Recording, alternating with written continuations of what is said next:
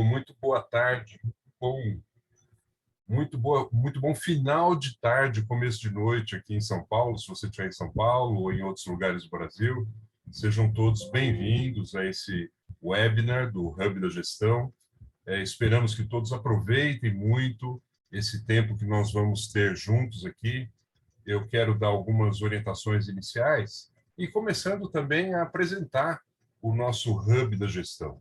Esse é um trabalho totalmente voluntário que começou em meados de 2020, juntamente com o crescimento da Covid e com as mudanças que essa pandemia nos trouxe. Então, nós tivemos uma ideia clara de que seria necessário ajudar as empresas para que elas pudessem atravessar melhor esse tempo de pandemia, esses tempos duros, né, que todos nós estamos vivendo. Então, surgiu o Hub da Gestão. Em 2021, ele se fortaleceu, ele se estruturou melhor, definimos vários macro temas, 23 temas de discussão, e um a um nós estamos colocando em discussão aqui, junto com você que está participando conosco, temas relevantes para a vida do gestor, para a vida do administrador da empresa, para a vida do empreendedor, porque a gente queria fazer alguma coisa útil, prática, para os gestores e para líderes empresariais. Então, nós temos essa intenção, sempre convidando pessoas aqui do mais alto gabarito, para poderem debater conosco temas que nós acreditamos que sejam importantes na gestão do seu negócio. E nós queremos agradecer aqui, principalmente, não só aos debatedores de hoje, que eu vou apresentar em seguida, mas também aos patrocinadores, as empresas que têm apoiado esse trabalho, que têm acreditado nesse trabalho do Hub da Gestão. Então, nós estamos projetando aí para vocês vários dos nossos patrocinadores, empresas que, como nós, pensam que a troca de conhecimento, que a troca de informação pode ser útil. E quando a gente troca, a gente ganha, e a gente aprende, a gente se desenvolve, e a gente pode, então, melhorar não só o nosso negócio, mas melhorar os nossos negócios e, por tabela, a nossa sociedade. Então, muito obrigado a esses patrocinadores, todos eles têm nos apoiado, e se você tem uma empresa e gostaria de ver o seu logo exposto aqui nos próximos webinars que nós vamos realizar, você é bem-vindo também a nos procurar e ser um dos nossos patrocinadores. Nós começamos esse trabalho do Hub da Gestão com uma trilogia de webinars. Tivemos o nosso primeiro webinar falando de estratégia na crise, de planejamento na crise, e hoje nós vamos falar um pouquinho de estratégias e de competências que a gente deve priorizar no desenvolvimento das organizações. E o nosso próximo webinar, o terceiro dessa trilogia, vai tratar justamente sobre a execução da estratégia. Esse grande dificultador, essa pedra que está no caminho de todo estrategista, de todo gestor empresarial.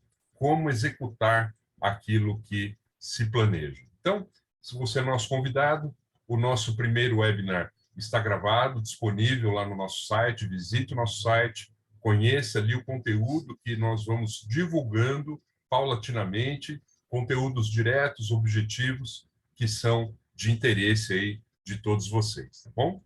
Muito bem, mas vamos ao nosso papo de hoje.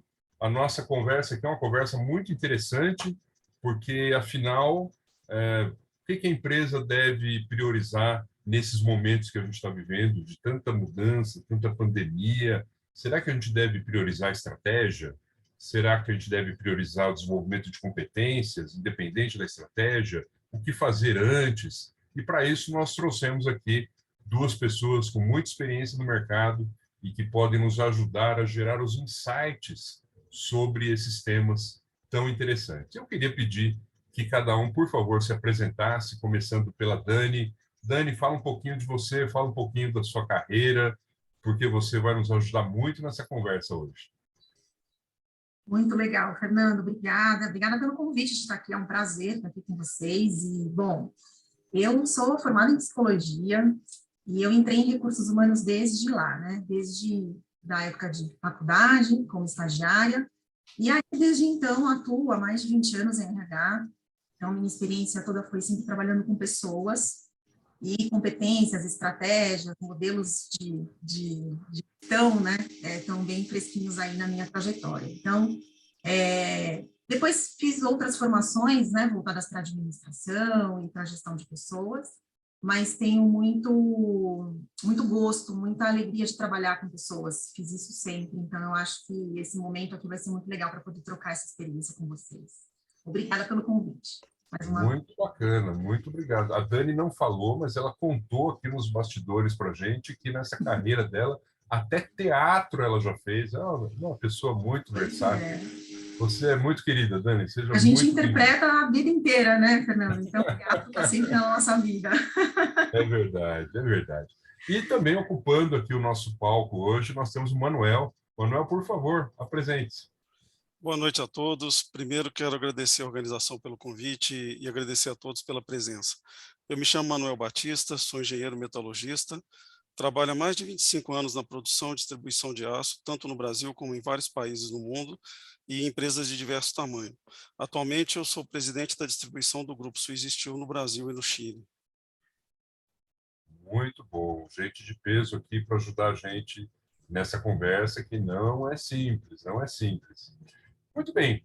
Eu vou pedir para a nossa equipe técnica aqui, agradecendo já aqui também a participação do William, do Roberto, que os participantes não estão vendo, mas eles estão aqui arduamente trabalhando na preparação e na execução desse nosso webinar.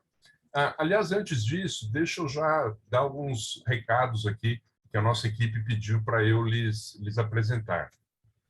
Nós teremos, ao longo do webinar todo, a possibilidade de que você, participante, coloque as suas questões, coloque as suas perguntas. Aqui nós vamos trabalhar de uma forma um pouquinho diferente. Em vez de usar o nosso chat, nós vamos usar um botãozinho que você tem embaixo aí da sua tela, um botão que tem as letras Q e A. Question and Answers. Né? Então, nós, clicando nesse botão, você vai poder registrar por escrito a sua pergunta e, ao longo do webinar, nós vamos olhando aqui as perguntas e aquelas mais interessantes, certamente a gente vai selecionar e colocar aqui, principalmente ao final, que a gente vai separar um tempo para os nossos debatedores responderem às provocações que vierem aí do nosso público. Então, você é super convidado, super bem-vindo a colocar as suas perguntas no nosso Q&A, tá bom? Tá bom, mas vamos conhecer um pouquinho mais o nosso público aqui, William. Coloca para a gente a nossa enquete e convido aí a todos os participantes que, clicando aí na sua tela, respondam a essa nossa primeira enquete. Afinal, o que as empresas deveriam priorizar para aumentar o seu desempenho? A estratégia de negócios, as competências, ambas igualmente, ou nenhuma delas?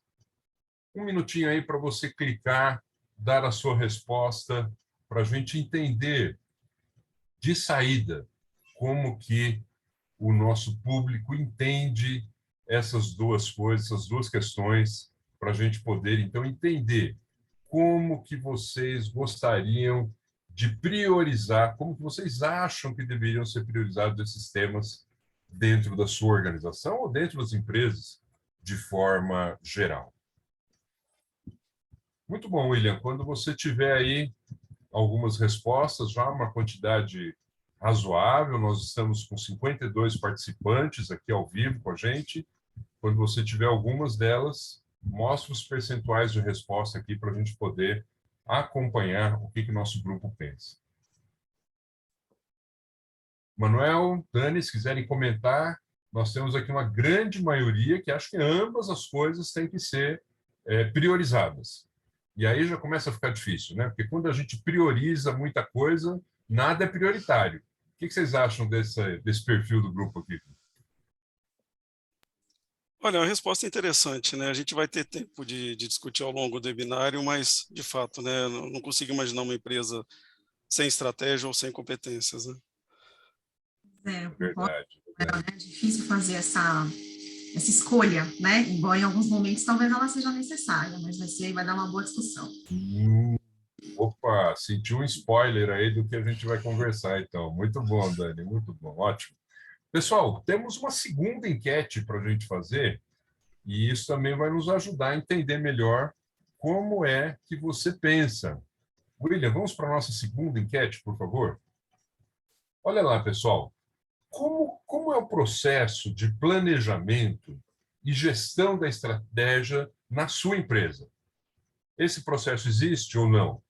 Se existe, ele está estruturado ou é desenvolvido informalmente? Ou ele está razoavelmente estruturado ou totalmente estruturado? Enfim, conta aí para a gente como é o perfil, a característica na sua empresa, na sua organização, do processo de planejamento e gestão da estratégia. Muitas empresas, às vezes, têm um planejamento, têm uma estratégia, certamente, mas ela não está escrita. Está na cabeça do dono, está na cabeça do gestor, e quando ela começa a ser colocada no papel, ela começa a ganhar uma estrutura, né? Às vezes tem uma estrutura do plano, mas não tem uma estrutura da gestão, do acompanhamento. Enfim, como é isso na sua empresa? William, de novo é com você. Quando você tiver um par de respostas aí, mostra para a gente como é que é o perfil do nosso grupo, por favor.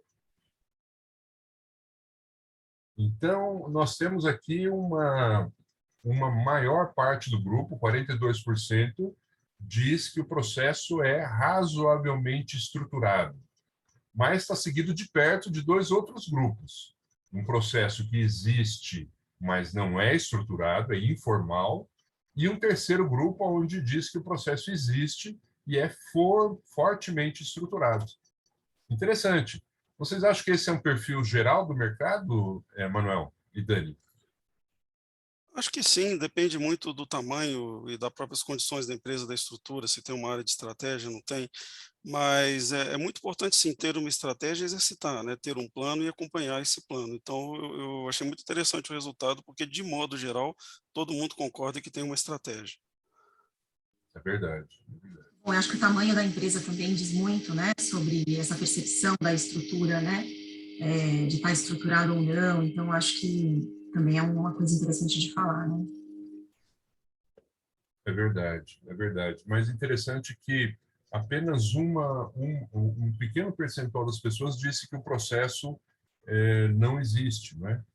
Agora, olha que interessante, né? Nos manuais de estratégia, assim, no conceito, na academia, nós temos uma visão muito clara, muito recomendada nos autores, de que nós precisamos fazer o planejamento estratégico, a definição da estratégia de negócios da empresa, para depois implementá-la, obviamente. Mas, seguida a definição da estratégia, é que viriam as definições ou o trabalho com as competências empresariais e com as competências dos funcionários, do grupo de pessoas que atua na empresa.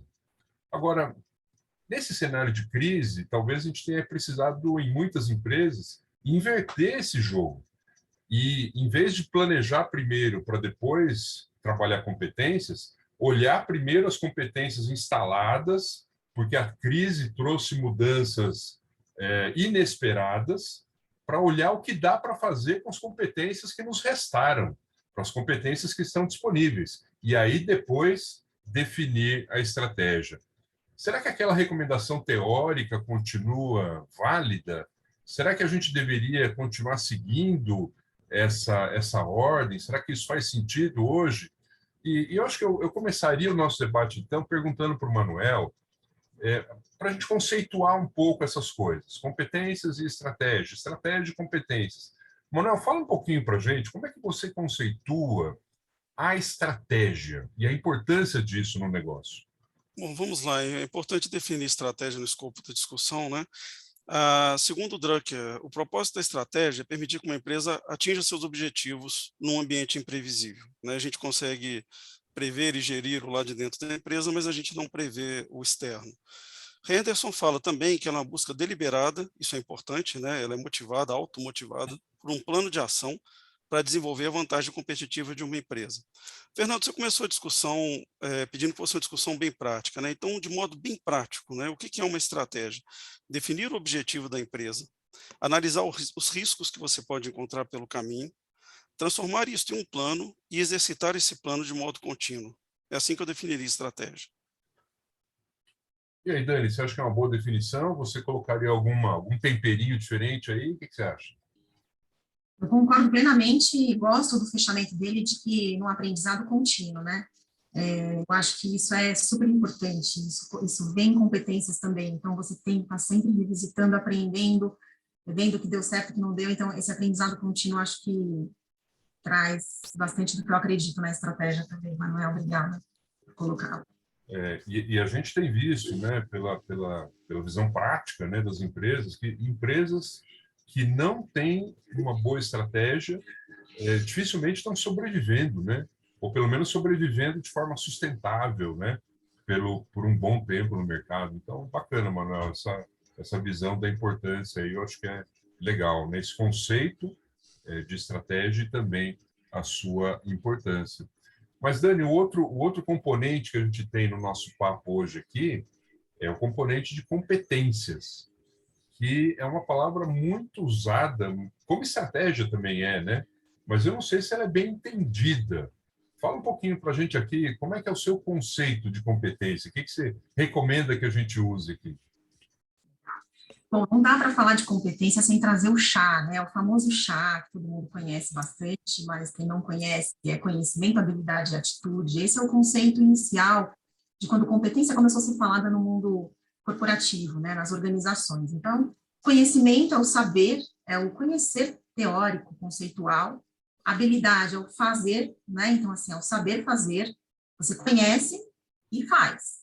E atitude é o querer fazer, né? É o ir em busca de realmente realizar, porque você conhece, porque você sabe fazer e porque você quer fazer.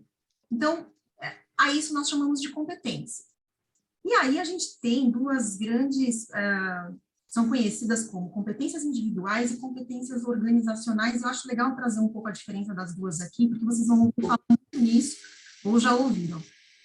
Durante um tempo, quando começou a falar em competência, a competência era vista muito vinculada ao cargo, né? Então, era mais de qualificação. Então, o que o cargo requer de competências? E aí a gente ia em busca, né, de achar uma pessoa qualificada nas competências para aquele cargo. Na evolução disso, nos anos 90, 2000, isso foi evoluindo e foi indo para um conceito muito mais de olhar as competências da pessoa e não só do cargo. O além, né? O que ela vai além daquele cargo, o que ela consegue contribuir além, assumir responsabilidade, pensar no diferente. Então, é um outro viés já amadurecido da competência que a gente fala hoje. Essas são as individuais. As organizacionais são as competências que são definidas como essenciais para aquela organização. Ou seja, como que essa organização é vista no mercado, né? Por quais competências ela é reconhecida? Os clientes, os consumidores, os competidores, o mercado percebe essa organização com quais competências? E é isso que até é o diferencial competitivo da empresa no mercado, inclusive as competências que são organizacionais. Então, acho legal também trazer essa diferença de uma da outra aqui, porque a gente vai falar bastante delas. Bacana, bacana, muito bom. Eu queria aproveitar, antes da gente seguir, eu queria tirar um raio-x aqui para ver como é que o nosso público trata essa questão, esse conceito de competências dentro das empresas deles. Então, eu vou pedir para o William colocar aqui a nossa terceira enquete para a gente fazer essa verificação. E essa terceira enquete traz para vocês essa pergunta: como é que esse conceito de competência é usado na sua empresa? Como é que ele é aplicado? E aí você tem essas opções. Olha, só o RH sabe o que esse conceito significa. Ou cada um tem um conceito diferente. Ou nós temos um conceito e ele é adotado por todos porque é corporativo.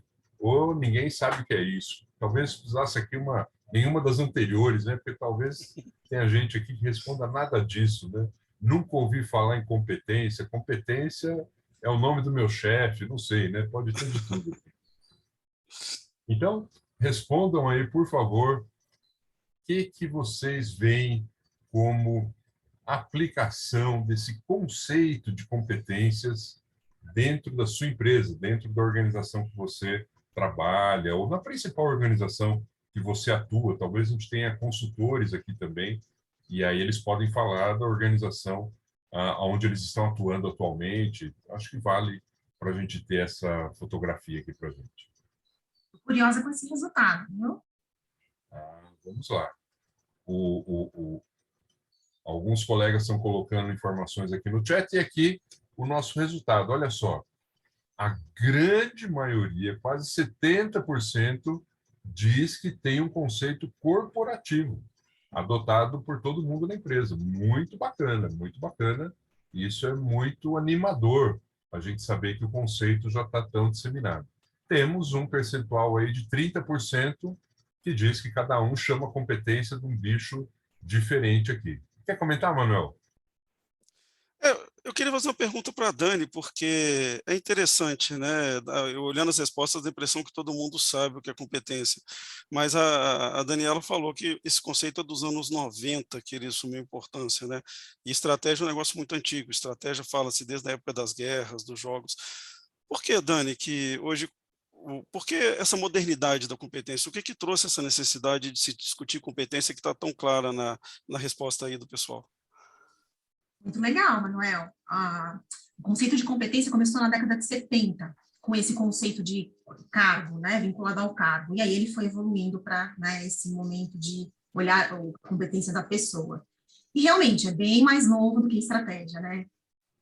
Talvez, aqui é uma inferência, mas, né, que eu acho que pode estar indo nessa linha, a gente tem focado muito mais, assim, a pessoa, né? Cada vez mais a gente percebe as organizações com um olhar para pessoas, né? Olhando essas competências de acordo com cada um, montando plano de desenvolvimento individual, como que cada um contribui. Então, acho que a competência, ela realmente foi ficando em evidência, né? À medida que as empresas começam a colocar a pessoa também no centro. Acho que tem a ver com isso, talvez até também pela origem da estratégia, né? Porque, de fato, a estratégia é bem antiga, e tem, quando a gente procura no dicionário, e a gente vê o significado vinculado, né, a um significado militar, então, talvez até quando a gente faz essa comparação, pode ter algo nessa linha também. Estou provocando aqui, tá? Não sei, mas deixa essa provocação para a gente ver se isso também influencia de alguma forma nos dias de hoje, né? Com as questões militares, de regras, né, e ao passo que agora a gente está com um olhar mais focado em pessoas, então, talvez tenha algo nessa linha. Mas é interessante, porque realmente eu esperava uma resposta diferente na enquete, né? A resposta mostra que o pessoal tem uma noção muito boa do que é competência e que as empresas se preocupam, né? Olha, pessoal, eu vou ler para vocês alguns comentários interessantes aqui que os nossos colegas colocaram no chat e que eu acho que são bons para a gente aquecer a nossa discussão, né? O Paulo disse o seguinte, que ele concorda em validar primeiro as competências internas e retenção de talentos, porque a gente vive numa economia de escassez. Então, aqui ele prioriza a questão das competências. As empresas contratam os novos visando inovação, mas promovem apenas os mesmos. Essa visão aqui do Paulo. Ele também diz que nesse mundo que a gente vive, um mundo VUCA, alguns já dizem que é o mundo BANI, né? Um novo conceito aí, a elaboração da estratégia de longo prazo, ela é muito dificultada. Seria necessário a gente fazer a transformação digital independente, se eu entendi bem a colocação dele aqui, independente da estratégia de longo prazo.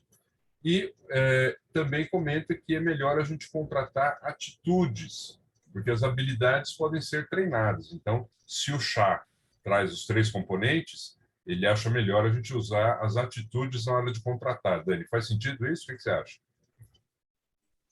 Faz muito sentido, e Paulo, muito obrigada pela sua contribuição aí, né? A gente fala muito disso mesmo. Conhecimento a gente adquire, né? Estudando, aprendendo, sendo curioso. Habilidade também a gente pode desenvolver. Atitude é um tiquito mais difícil, né? Aí a gente precisa de outros skills aí. Então, eu super concordo com você. Obrigada pela contribuição. Legal, legal. Agora, Manuel, você viu que na nossa enquete aqui, teve um grupo significativo de empresas que disse ali que o termo competência, o conceito, ainda é muito diferente, né? Muita gente chama de competência a conceitos diferentes. Será que dá para a gente pensar em fazer estratégia, fazer planejamento estratégico, se o conceito de competência ainda não está muito claro? Como é que você vê essa relação aí entre estratégia e competência? Bom, a estratégia ela não nasce sozinha, né? Então, primeiro você tem que ter boas competências para você elaborar uma boa estratégia. Depois você precisa de um outro jogo de competências para você executar a sua estratégia. E pode ser que a sua estratégia esbarre em imprevistos e você vai precisar ainda do outro jogo de competências para você conseguir retornar ou consertar a sua estratégia, né. Então, sem dúvida é um conceito importante, eu não vejo as 2 coisas andando separadas, né. Não adianta você ter uma boa estratégia e não conseguir executar, mas é pior ainda você não ter competência para criar uma boa estratégia.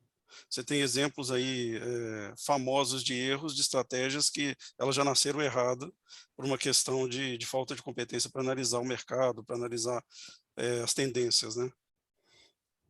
Interessante. É isso mesmo, Dani? Você também pensa por aí? Com certeza. Eu acredito nisso sim. Eu acho que é super importante ter uma boa estratégia, mas não dá para desvinculá-la de competência, né? Acho que, na verdade, eu até acho que elas é um ciclo virtuoso, né? Eu não consigo pensá-las assim dissociadas. Eu acho que, sem dúvida nenhuma, elas se retroalimentam. E é super importante que tenha, porque se a gente pensa, normalmente, como a gente falou, né, as empresas definem as estratégias, visão, propósito, né, e aí, em paralelo, vai acontecendo um diagnóstico, um mapeamento de competências individuais, né, na organização. E aí são elas que dão origem às competências organizacionais que vão se vincular a essa estratégia.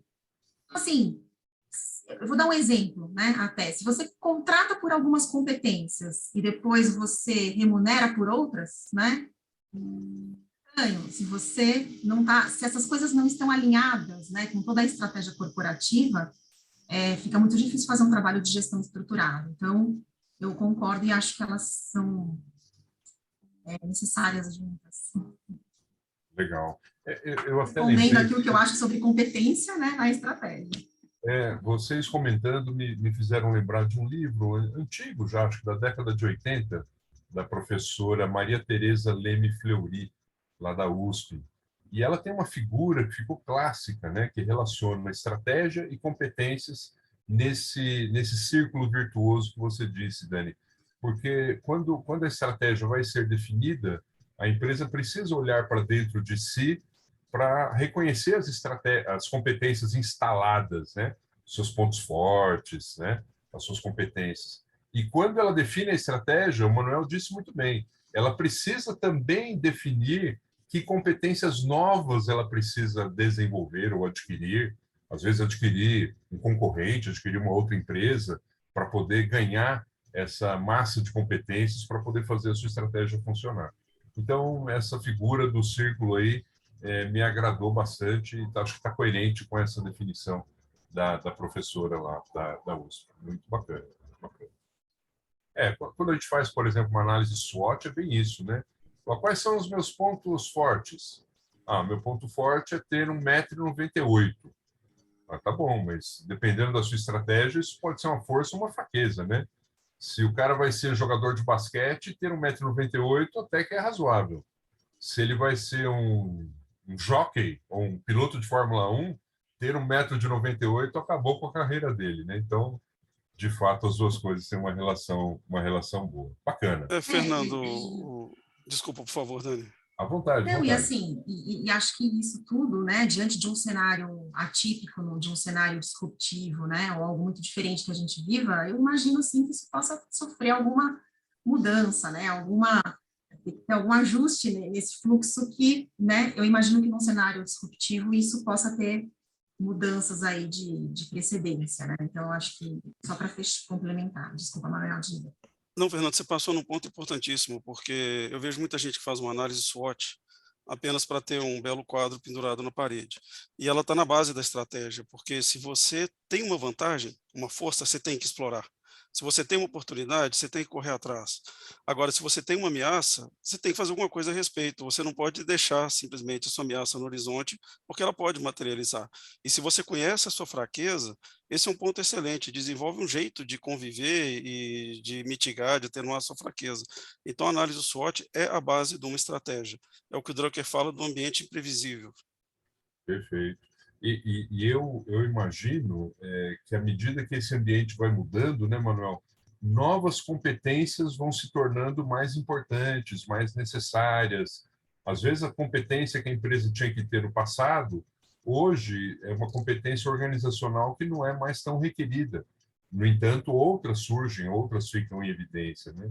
Aí eu queria aproveitar, Dani, o seu conhecimento nesse tema, para você falar um pouquinho para a gente. Você disse que um tipo de competência é essa competência organizacional, né?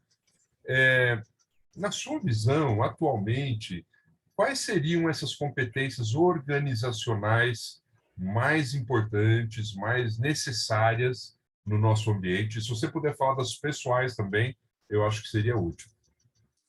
Com certeza, e ainda mais nesse momento. Nesse momento, eu diria que elas são bem diferentes das que a gente tinha há uns pouquinhos anos atrás, né? Na verdade, eu acho que são competências que já vinham sendo discutidas, pensadas, mas talvez o momento tenha acelerado, né, algumas delas. Então, eu vou até começar pelas individuais, porque no momento que a gente está, não tem como não falar de flexibilidade, adaptabilidade, enfim, a gente precisa todo o tempo estar preparado para novos contextos, né, sem que isso nos cause desconforto, o que é um tanto difícil, também tem que tomar cuidado com os impactos que isso pode ter para as pessoas, né, mas sem dúvida nenhuma a flexibilidade eu considero uma super importante para o momento, né, eu falaria muito de comunicação, de contato, de trocar, falaria de capacidade de leitura de dados, né, o como é importante cada vez mais as pessoas se aprimorarem em leitura de dados, saber interpretar, saber fazer leituras de cenários, porque isso amplia a visão estratégica, já que nós estamos falando dela aqui, e certamente você vai ter muitas possibilidades de fazer leituras muito mais amplas. Então, eu acho que os dados agora que estão aqui a nosso dispor, né, eu acho que a gente tem agora que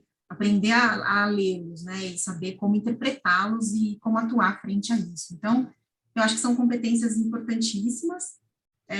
Organizacionais, eu vou trazer mais como aqui pitadas de provocações, porque eu acho que qualquer coisa que eu traga aqui, a gente está falando tanto de tendências ainda, né? É tudo tão discutido, a gente lê tanta coisa, mas eu vou trazer provocações que eu acho que vão ajudar a gente a pensar um pouquinho quais seriam elas, de acordo com cada realidade, né? Cada um vai olhar para a tua empresa e vai pensar o que seria lá. Mas olha, a gente vem falando de lideranças preparadas para um formato de trabalho diferente, né, um formato híbrido. Então, como é esse novo líder? Mas, né, o que ele precisa ter para conseguir fazer uma gestão híbrida? Práticas políticas da empresa híbrida, né, também, por consequência. A gente está falando de metaverso, a gente está falando de diversidade, a gente está falando de sustentabilidade, né, as questões ambientais. Então, as empresas precisam estar mirando isso como competências dentro da empresa, e isso precisa ser um diferencial, né?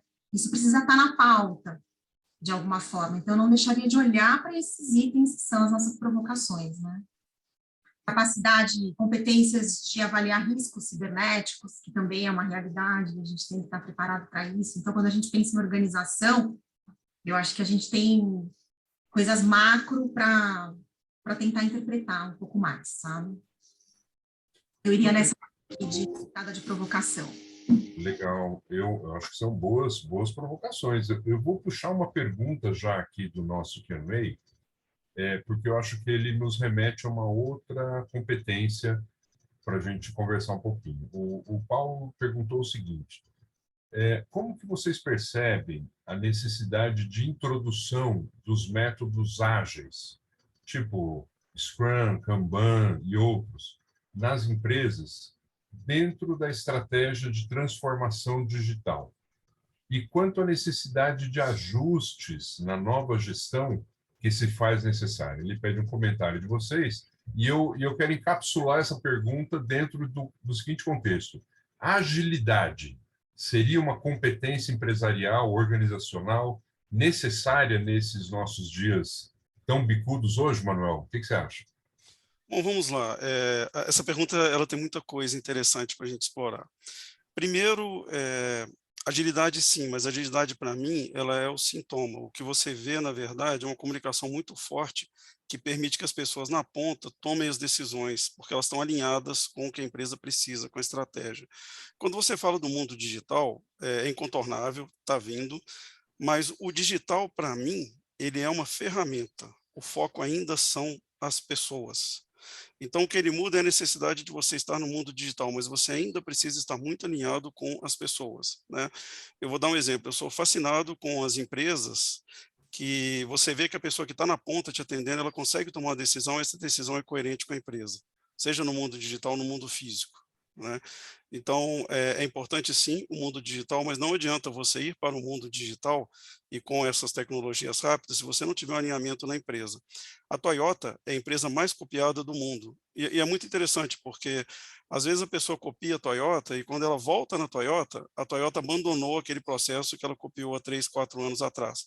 A mesma coisa vai acontecer com os processos digitais. Se você quer copiar a Toyota, você precisa copiar o que está na cabeça das pessoas que trabalham lá, que é a vontade de fazer bem feito, a vontade de fazer cada vez mais rápido, né?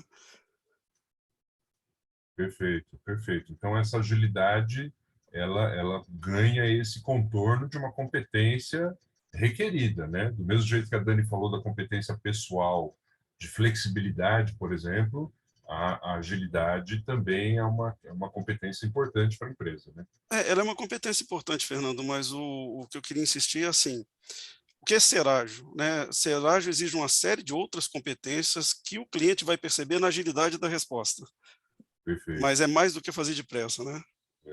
Essa é uma boa observação, Manuel. Eu me lembro lá dos tempos de Bradesco, né? O Bradesco iniciou lá um processo de transformação digital muito importante, varrendo a organização com métodos ágeis, e sempre essa tecla era lembrada. Usar um método ágil não significa fazer as coisas de forma mais rápida, mas de Isso. forma mais flexível. E aí tem a ver com a competência pessoal de flexibilidade também, não é? Quer dizer, essa agilidade no sentido de flexibilidade na empresa requer pessoas com flexibilidade que vão usar métodos ditos ágeis, né? Mas no melhor sentido da expressão, né? Não é porque ele é rápido, é porque ele é flexível. Isso é muito importante a gente fazer a distinção. Bom você ter tocado nisso. Eu tenho uma outra pergunta aqui do José Marcos Paluelo. O Paluelo está perguntando para a gente o seguinte: a pandemia e a nova economia trouxeram, na visão de vocês, novas necessidades em termos de estratégia? Houve mudança da necessidade da estratégia nesses tempos novos? O que você acha, Manuel? Bom, a estratégia ela sempre tem que ser revista, né? O que foi diferente especificamente da pandemia? Para mim, a cabeça de um gestor experiente é como se fosse uma biblioteca gigantesca, que ele tem uma série de pastas e de livros de como responder a cada situação, né? Vou falar do meu caso. Quando começou, os efeitos da pandemia começaram no Brasil, eu olhei para a minha biblioteca e a estante pandemia estava vazia. Você não tinha nenhuma recomendação, você não tinha nenhuma experiência, você não sabia o que fazer na pandemia, né? Mas o que você faz? Você muda a estratégia? Primeiro a gente tem que lembrar que a estratégia ela é fundada nos objetivos e nos valores da empresa. Então, quando você não sabe, você não tem o manual do que fazer, volta, visita os seus valores, visita os seus objetivos e tenha certeza que se você tomar a decisão alinhada com eles, você está, sim, seguindo a estratégia da empresa. Então, eu não acho que, vamos dizer, a escala da pandemia foi muito forte, mas existe uma série de coisas que te força a revisitar a sua estratégia, mesmo quando você não tem aquele risco mapeado.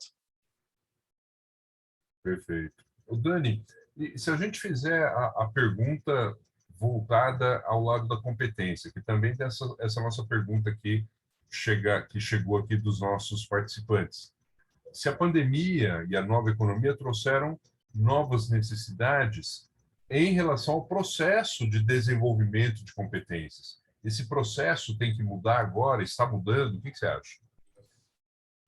Com certeza está, e aí eu vou até amarrar com a agilidade que a gente falou antes, né, porque está tudo mais urgente, né, tudo ficou mais urgente, tudo precisa ser mais rápido, né, esse senso de urgência aí mudou muito, né, então, sim, eu tenho certeza que sim, vai impactar, eu acho que impacta no tempo de desenvolvimento, impacta na forma, na trilha de desenvolvimento dessas competências, então, eu vou dar um exemplo, eu já vou dar um exemplo aqui, né?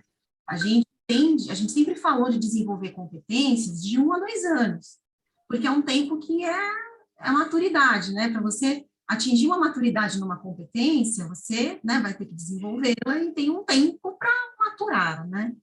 Então, como que é isso hoje? A gente tem esse tempo, né, 2 anos para maturar uma competência, então, de novo, eu acho que assim, a gente tem que tomar um baita cuidado com a agilidade, como o Manuel falou, com tudo rápido, essa quantidade de informações, porque isso também pode ter um efeito colateral aí, não positivo nas pessoas, né, quando a gente fala de saúde mental e tudo mais, mas é urgente, a gente vai precisar rever como esse desenvolvimento de competências pode ser acelerado de uma forma saudável, né, de uma forma interessante, e a própria trilha de desenvolver a competência, né, porque a gente também constrói, à medida que a gente tem mapeamento, a gente constrói como a gente desenvolve, então, tanto o tempo quanto o processo, eu acho que vai impactar nessa questão de tempo, agilidade, né, talvez não mude tanto o escopo, né, mas vai ter que ser adaptada a essa urgência, eu imagino isso.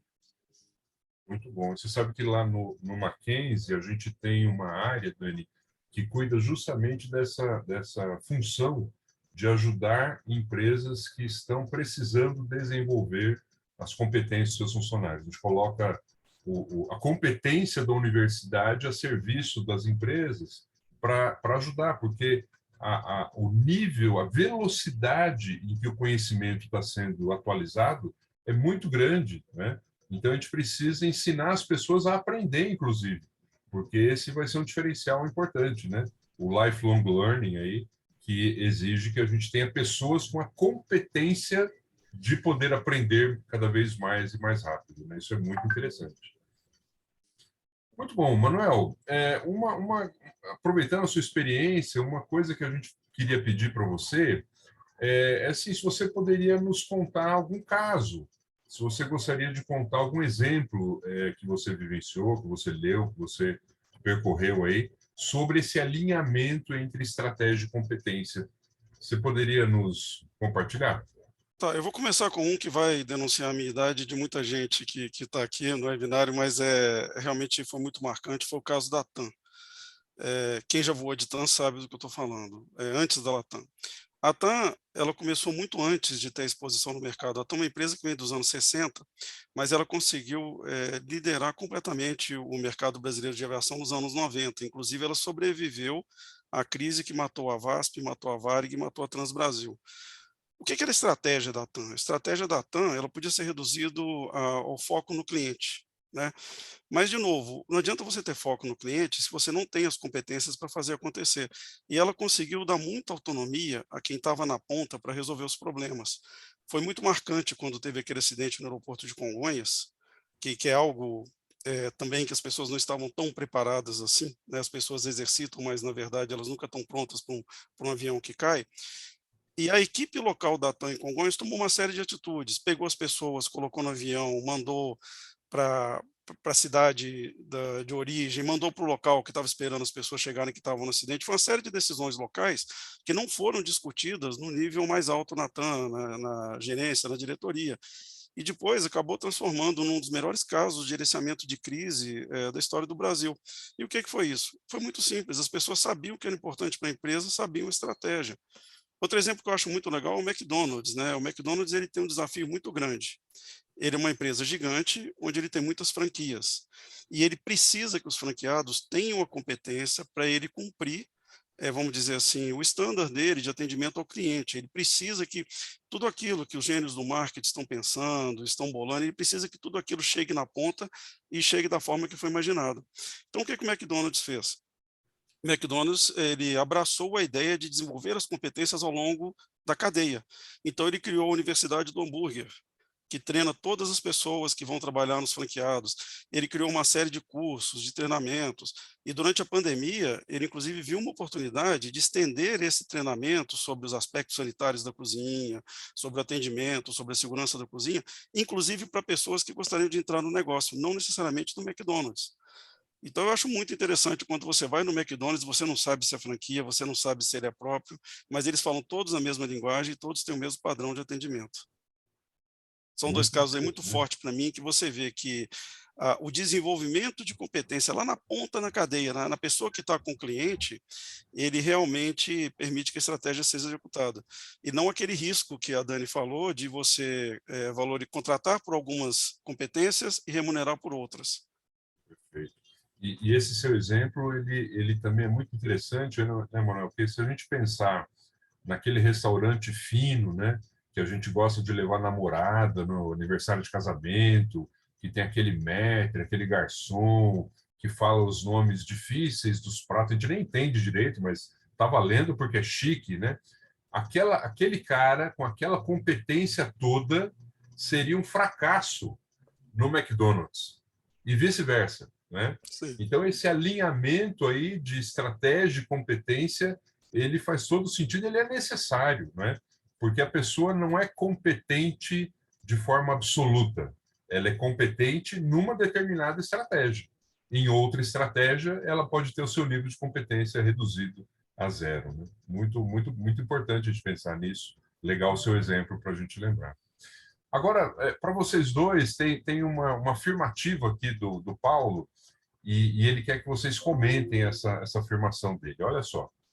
O trabalho remoto no modelo híbrido aumentou a ansiedade, porém, trouxe uma maior produtividade para as pessoas que não tinham trabalhado como consultor. E gerou insegurança, porque as pessoas estavam distantes. Eu vou tentar parafrasear aqui o que o Paulo escreveu para a gente comentar mais. Né? Ele falou, olha, nesse modelo agora de trabalho híbrido, as pessoas precisam ganhar produtividade, porém, elas têm mais ansiedade e elas estão distantes, portanto, têm menos segurança. O que vocês acham disso? É verdadeiro? Como é que isso mexe com as competências que a empresa precisa desenvolver no seu quadro? Interessante. Paulo está contribuindo aí com coisas bacanas. Obrigada. Realmente, eu acho que esse foi o sentimento que todo mundo experimentou, né? Principalmente no auge da pandemia, que as coisas estavam também fechadas, a gente também não tinha vida social, né? E aí, eu até vou trazer aqui como uma reflexão, por um bom tempo a gente ficou questionando se essa produtividade, ela de fato estava acontecendo de uma forma interessante e saudável por conta disso, né? A gente está num momento onde não é só o trabalho, mas todo outro contexto social, né? Onde a gente também possa sair, se divertir, ter um lazer também estava comprometido. Então, às vezes, ficar focado, né, no trabalho, isso acabou gerando uma produtividade, mas que a gente só questiona um pouco se foi uma produtividade, né, sustentável. Então, acho que esse é um ponto interessante que faz a gente pensar. Mas, sem dúvida, a ansiedade, né? Sem dúvida, a gente está... Porque a gente tem modelos de gestão ainda nas empresas, e é por isso que a gente precisa correr e mudar isso de alguma forma. A gente tem modelos de avaliação que não conseguem perceber como avalia a pessoa distante, né? Então, assim, ou você está ali, ou a gente vê o teu trabalho, ou você também vê que você está sendo visto, ou como que vai ser a avaliação disso? Como é que a gente muda esse modelo? Então, eu acho que esse questionamento é muito importante e as empresas vêm fazendo, né? Vêm se questionando como fazer isso. Por isso que é tão difícil instituir um modelo híbrido, um trabalho remoto, né, de uma forma clara para todo mundo, está todo mundo ainda buscando o melhor formato, né? Quando a gente faz bench, a gente tem dificuldade de entender para onde ir ainda. Por conta disso, porque também as nossas leis, né, nossos reguladores aí, também não têm ainda nada que facilite esse movimento. Então, todo mundo vai precisar se reinventar nesse contexto, né? Inclusive as próprias leis que regem o trabalho hoje. Então, é difícil responder, bem difícil, mas muito interessante da gente pensar em todos esses pontos, porque a gente vai precisar olhar para tudo isso antes de tomar uma decisão de como vai ser esse trabalho, né? Agora, eu concordo com a ansiedade e uma série de coisas que vêm com tudo isso, né? É verdade, é verdade. Só economiza transporte, roupa, porque dá para ficar de short, né? Estilo Jornal Nacional, e fica tudo mais fácil. Tem outros lados positivos. Tem um lado positivo também, né, Fernando? Tem aí pessoas que se beneficiaram ficando mais próximo de família. Com certeza tem. É um questionamento que tem dado uma dorzinha de cabeça. Quer comentar, Fernando? Sem dúvida, para mim, o trabalho remoto ele traz desafios e vantagens enormes, né? E os desafios são muito grandes, e eu concordo com o nosso colega que a ansiedade é o maior deles. Mas eu acho que hoje você virar as costas para o trabalho remoto é você virar as costas para a modernidade. Ele sacudiu o jeito de trabalhar, como o e-mail quando apareceu, como o WhatsApp quando apareceu, é fantástico, você conversa com a pessoa na hora e resolve. Então eu acho que a gente vai sim viver esses momentos de tensão, vão ter muitos ajustes nas leis que regem o trabalho, os gerentes vão ter que aprender a trabalhar de outro jeito, até que venha uma geração que já nasceu e começou a trabalhar no trabalho remoto. E todos esses problemas eles já vão estar solucionados, né. Então o que eu acho que a gente vai passar é uma fase de transição, que essa fase vai determinar um pouco como que a gente vai estabelecer as regras do trabalho remoto, mas eu acredito que é uma questão que daqui a 20, 30 anos as pessoas vão olhar para trás e vão achar muito engraçado que a gente discutia isso. Muito bom, faz todo sentido. Pessoal, eu quero fechar aqui a nossa penúltima pergunta. Eu quero juntar aqui a pergunta do Tiago com a pergunta da Natasha. O Tiago está perguntando o seguinte: quais são os pilares para um bom desenvolvimento de estratégia no meio de uma pandemia? Juntando aqui com a pergunta da Natasha, como é que a gente pode fazer planejamento estratégico num cenário tão estável e ainda no meio de uma pandemia? Há chance para estratégia no meio da pandemia, Manuel? Conta para gente. Sim, a chance para estratégia no meio da pandemia, você precisa da estratégia. O que eu recomendaria agora, que foi o que a gente fez na empresa que eu trabalho, você tem que dividir em objetivos de curtíssimo prazo e objetivos de médio e longo prazo. O que é um objetivo de curtíssimo prazo, por exemplo, para a maioria das empresas? Vamos proteger os empregados. Tá, isso é fundamental na estratégia.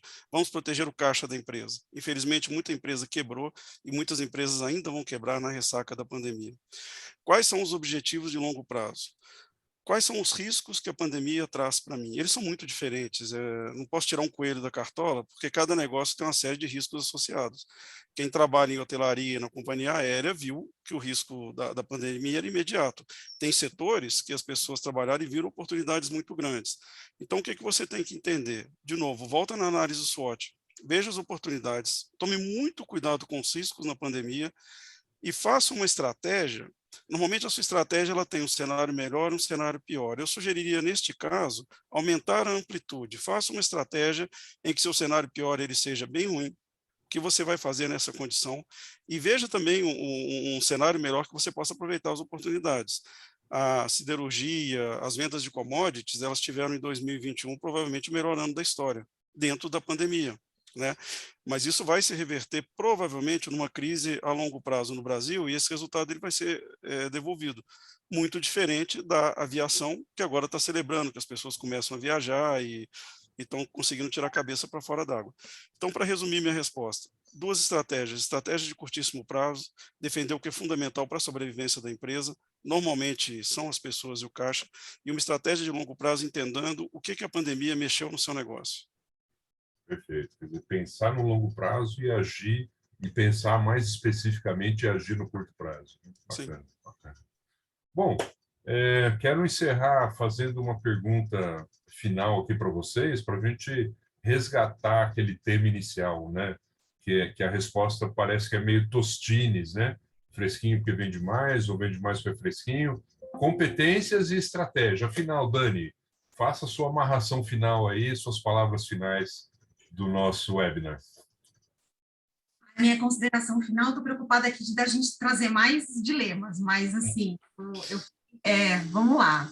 Acho que tudo que a gente falou foi muito importante, mas eu fiquei pensando de uns tempos para cá, lendo muitas coisas, acompanhando o que está acontecendo, né? Me veio um questionamento. Acho que hoje a gente trabalha muito no modelo de business first e people second, né? Que assim, mas não que as pessoas não sejam importantes, são, mas quando a gente vai começar qualquer negócio, a gente primeiro bola lá um business plan, né? Vê o que a gente vai fazer, que cliente que a gente vai, que segmento que a gente vai atuar. Né? Então, a gente olha tudo isso primeiro e depois, é claro, a gente vai montando o nosso time, né? E vai estruturando tudo isso. E aí eu fico pensando se com essa pandemia, com tudo que a gente está vendo, com o que a gente discutiu das provocações do Paulo, né? Poxa, mas mudou tanta coisa, as pessoas agora estão valorizando algumas coisas diferentes, as pessoas estão desistindo de coisas, né? Indo para outras, os interesses mudaram. Como vai ser a atração de talento? Como que a gente vai conseguir trazer pessoas para trabalhar? Será que a gente está mudando para um modelo people first e business second? Será que a gente vai caminhar para um modelo onde primeiro a gente tem que entender as necessidades das pessoas para depois a gente bolar nosso plano de negócio, olha só, hein? Fui longe, até um pouco ousado aqui. Mas aí, se for isso, muda muita coisa. E aí, talvez essa relação estratégia e competências, ela pode mudar de cenário. Hoje, eu vejo que elas são, de fato, ainda complementares, precisam estar junto e caminhar junto, mas eu deixo essa provocação aqui para a gente pensar, qual vai ser esse futuro mesmo, né? Não futuro, mas o que nos espera mais para frente, quando todo mundo tiver um modelo remoto, como o Manuel falou, né? E não sei mais a novidade da mudança. Será que isso vai se inverter? Então, acho que eu ainda deixo essa dúvida do Tostino aí. Legal, pontos de atenção importantíssimos. Manuel, suas palavras, considerações finais aí dessa amarração. Vamos lá, né? A grande pergunta do webinário era qual que é mais importante e onde eu devo investir, né? E eu concordo muito com a resposta do quiz, que as duas são muito importantes. Preciso ter boas competências em todos os momentos da estratégia, na elaboração, na execução, no acompanhamento. Então, eu responderia assim, se a sua estratégia é boa, investe nas competências. Pensa em quem está na ponta, quem vai fazer, como você vai crescer o seu negócio através das pessoas que vão estar alinhadas com objetivos da empresa, quem são as melhores pessoas para executar a sua estratégia. Agora, se a estratégia não é tão boa, você tem dúvidas na sua estratégia, investe um pouco em fazer uma boa estratégia, né? Repensa a sua estratégia, repensa os riscos, e se ela não é boa, pensa por que ela não é boa. Talvez você precise contratar uma pessoa competente para te ajudar a fazer a estratégia, né? Eu estou muito curioso para ver a terceira etapa do webinar, a trilogia, que vai mostrar como executar uma boa estratégia, né? Então, minha dica é essa, se a estratégia é boa, invista nas competências, se a estratégia não é boa, volta e invista na estratégia. Mas talvez você precise de uma boa competência para fazer isso. Muito bom. Até porque o gestor precisa ter uma competência de estrategista, não é? E se ele não tem essa competência, ele precisa lançar mão de quem o ajude a pensar como estrategista. E aí os trabalhos de consultoria podem ser muito úteis, né? Para dar a condução metodológica, né? Para esse tipo de raciocínio que é tão importante. Às vezes o gestor conhece muito do negócio, mas conhece pouco do método para colocar o seu time conversando juntos sobre estratégia. Muito, muito bacana. Olha, puxa, o tempo passou muito rápido, Dani e Manuel, muito bom, muito bom. Muito obrigado pela participação de vocês, pelas respostas, os comentários tão ricos, tão interessantes. Como o Manuel disse, eu acho que no começo, na quiz inicial, lá na enquete, nós já tínhamos a resposta para o nosso webinar, né? Ambas as coisas são importantes, mas eu espero que você que participou aqui tenha ganhado vários insights, vários pontos de atenção, várias minhocas na cabeça aí para raciocinar, refletir, ou para confirmar essa sua opinião, ou ainda para refletir um pouco mais e pensar em outros aspectos e outros ganchos aí, como a Dani também colocou para a gente. Então, Dani, muito obrigado, um beijo para você, sucesso na sua carreira aí, e muito obrigado pela participação, Manuel. Muito obrigado, viu, pela participação. Se vocês quiserem fazer uso da palavra para fechar, fiquem à vontade, Dani e Daniel e Manuel. Agradeço, foi um prazer estar aqui com vocês, foi muito bom, eu agradeço. Eu quero agradecer e dizer que a gente está à disposição para quem quiser mandar pergunta para o Hub da Gestão no site. O webinário tem garantia, a gente vai responder depois todas as perguntas. Ótimo, muito bom. Aliás, o William vai mostrar aqui para a gente também o QR Code para acesso ao Hub da Gestão.